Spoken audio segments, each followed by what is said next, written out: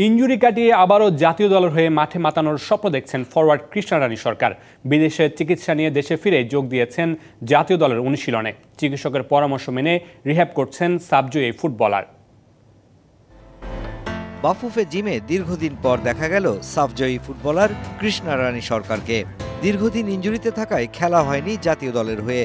সতীর্থরা যখন খেলেছেন মাঠে, তখন কৃষ্ণার সময় কেটেছে গ্যালারিতে দর্শক হয়ে। এবার কাটতে যাচ্ছে দুর্বিষহ সেই দিন।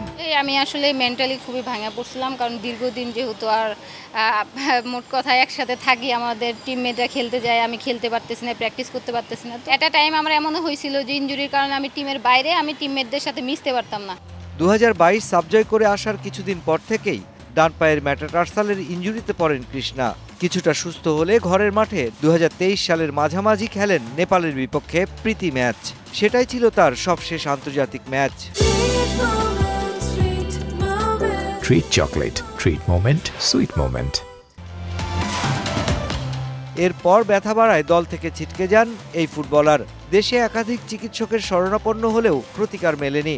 বাধ্য হয়েই বাফুফের সহযোগিতায় গেছেন বিদেশে। চিকিৎসা শেষে দেশে ফিরেই শুরু করেছেন অনুশীলন। ট্রিটমেন্ট করায় 6 দিন।